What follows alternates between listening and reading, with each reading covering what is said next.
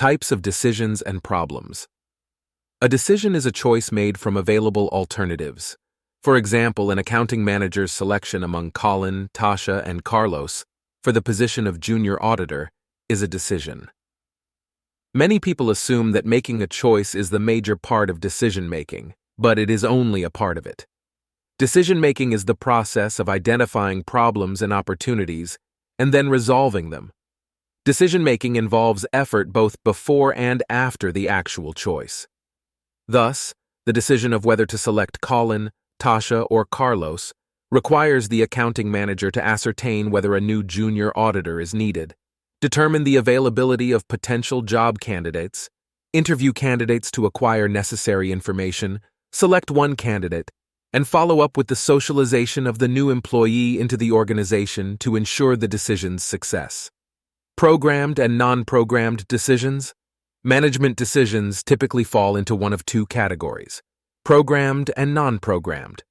Programmed decisions involve situations that have occurred often enough to enable decision rules to be developed and applied in the future. Programmed decisions are made in response to recurring organizational problems.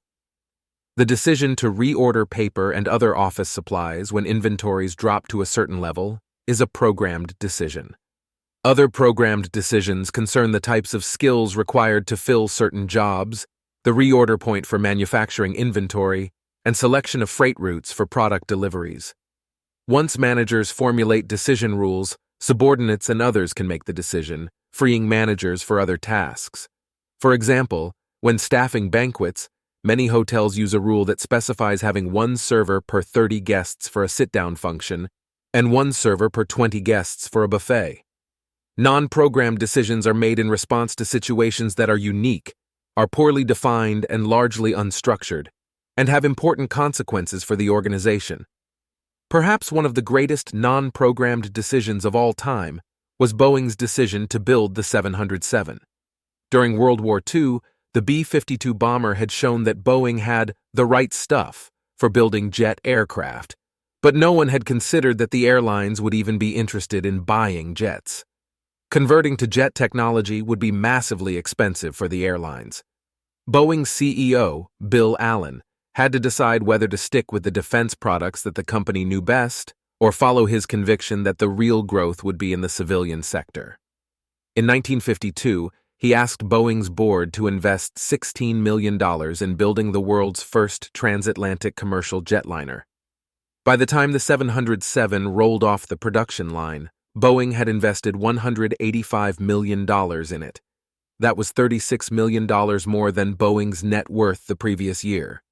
Essentially, Allen was betting the company's future, and it paid off. The 707 changed the course of history for Boeing and altered the course of the entire industry.